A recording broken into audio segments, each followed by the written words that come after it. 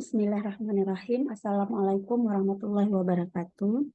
Saya Zakia Derajat akan coba memaparkan proposal penelitian saya, yaitu tentang manajemen stres pada kelompok rentan dengan metode hypnobirthing oleh bidan untuk menunjang program PPAM KESPO pada krisis kesehatan dalam situasi bencana.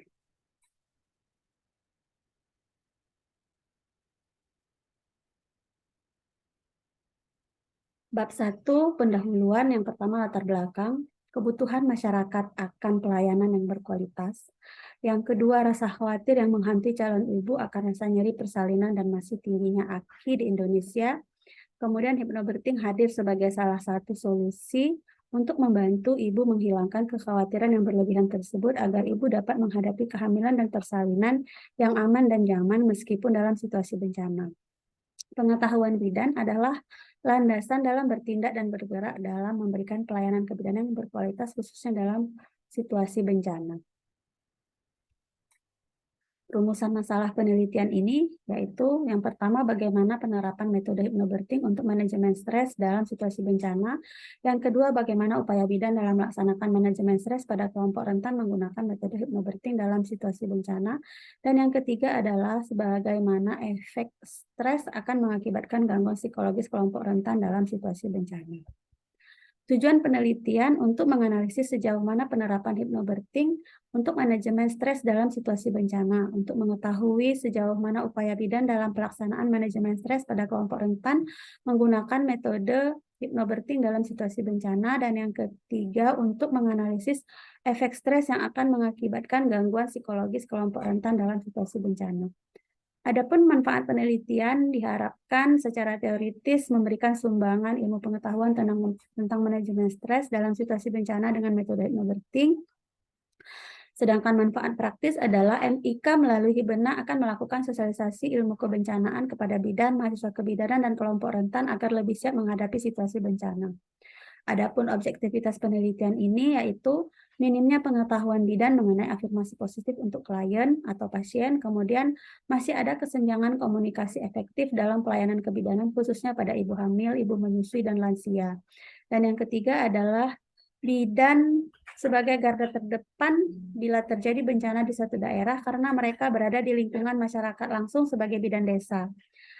Ada lebih dari sepertiga kasus kematian ibu terjadi di tengah bencana. Salah satu penyebabnya adalah kurangnya peralatan dan personel yang berkualifikasi dalam sistem perawatan kesehatan. Dan ini dijelaskan dalam Jurnal Kesehatan Andalas tahun 2019. Dari hasil penelitian ini diperoleh bahwa kesiapsiagaan bidan adalah siap itu masih pada tahap 47,9% dan kurang siap 52,1%. Artinya lebih besar yang kurang siap. Nah, bidan yang dipersiapkan untuk situasi bencana harus memiliki skill menghadapi kegawat daruratan dalam situasi bencana. Pelatihan sangat diperlukan dalam hal peningkatan kesiapsiagaan bencana sebagaimana yang dijelaskan dalam buku Pedoman Paket Awal Minimum atau PPAM Kesehatan Reproduksi Krisis Kesehatan tahun 2015. Adapun kebaruan penelitian ini adalah yang meneliti hypnobirthing sudah banyak, namun penelitian ini lebih memfokuskan metode hypnobirthing untuk PPAM pada masa krisis kesehatan di situasi bencana. Kemudian bab 2, kajian pustaka, kerangka pemikiran, dan hipotesis. Adapun kajian pustaka ini akan membahas tentang yang pertama tentang stres, di mana kita ketahui stres adalah perubahan reaksi tubuh ketika menghadapi ancaman, tekanan, atau situasi yang baru. Ketika menghadapi stres, tubuh akan melepaskan hormon adrenalin dan kortisol. Nah, kondisi ini membuat detak jantung dan tekanan darah akan meningkat, pernafasan menjadi lebih cepat, serta otot menjadi tegang. Kemudian, di sini juga akan membahas tentang penyebab stres, gejala stres, kapan harus mengunjungi tenaga kesehatan, dalam hal ini bidan, kemudian diagnosis stres, pengobatan stres, komplikasi stres, serta pencegahan stres itu sendiri. Kemudian yang kedua tentang hypnobirthing, di mana kita ketahui Hypnobirthing adalah sebuah metode persalinan alami untuk mengurangi rasa nyeri, rasa takut, rasa tidak nyaman dengan teknik relaksasi, sugesti, dan memberi sentuhan lembut agar ibu dapat melalui proses persalinan dengan aman, nyaman, tanpa rasa takut yang menghantui pikiran ibu sebelumnya. Kemudian akan membahas juga tentang sejarah hypnobirthing, hipnosis dalam kebidanan, nyeri persalinan, metode relaksasi hypnobirthing, tahapan dalam metode hypnobirthing, manfaat hypnobirthing, cara kerja hypnobirthing, dan manajemen stres dalam metode hypnobirthing.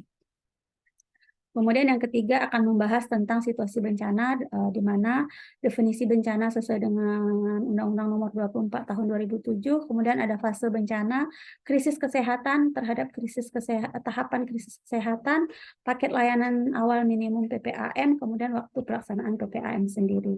Adapun kerangka pemikiran penelitian ini adalah manajemen stres dengan memperagakan kepada klien agar mendapatkan gambaran yang jelas dengan metode FGD, kemudian metode hypnobirthing dengan memperagakan metode relaksasi kepada klien melalui FGD. Nah, metode ini dilakukan dengan metode pembelajaran, diharapkan meningkatkan kompetensi bidan, di mana dengan kompetensi tersebut meningkatkan pengetahuan, keterampilan, serta sikap. Adapun hipotesa penelitian ini adalah yang pertama, terdapat pengaruh penggunaan metode hypnobirthing terhadap manajemen stres dalam situasi bencana. Yang kedua, tidak terdapat pengaruh penggunaan metode hypnobirthing terhadap manajemen stres dalam situasi bencana. Nah, yang bab 3, metode penelitian. Desain penelitian. Desain yang digunakan dalam penelitian ini adalah metode analitik dengan pendekatan cross-seksional, yaitu suatu penelitian di mana pencatatan dilakukan secara bersamaan. Dalam penelitian ini, peneliti ingin meneliti implementasi dan efektivitas manajemen stres pada kelompok rentan dengan metode hypnobirthing oleh bidan pada situasi bencana. Adapun populasi dan sampel dalam penelitian ini, yaitu yang pertama, populasi dalam penelitian ini adalah sejumlah subjek yang mempunyai karakteristik tertentu. Populasi dari penelitian ini adalah semua bidan yang ada di Kota Banda Aceh dengan total populasi untuk penelitian ini adalah sebanyak 501 orang bidan. Adapun sampel dalam penelitian ini yaitu adalah 30% dari total bidan yang bekerja di Kota Banda Aceh, yaitu sebanyak 151 orang. Dalam menentukan jumlah yang ingin dicapai dalam pengambilan sampel ini adalah menggunakan rumus Taro-Yamani. Kemudian sumber dan teknik pengumpulan data. Alat ukur yang digunakan dalam penelitian ini adalah dalam bentuk kuesioner atau angket dengan cara bertemu langsung dengan bidan di tempat kerja maupun saat kegiatan FGD dan menyerahkan kuesioner angket secara langsung. Kemudian pengukuran variabel dalam penelitian ini adalah manajemen stres, kelompok rentan, metode hypnobirthing, bidan, dan situasi bencana. Adapun analisis data dilakukan melalui analisa univariat, analisa bivariat, dan analisa multivariat. Sekian, terima kasih. Saya mohon masukan dari Ibu pengampu mata kuliah dan juga teman-teman sekalian untuk perbaikan tesis saya di masa yang proposal tesis saya di masa yang akan datang, sehingga nanti penelitian saya berjalan dengan baik. Terima kasih, saya ucapkan Assalamualaikum warahmatullahi wabarakatuh.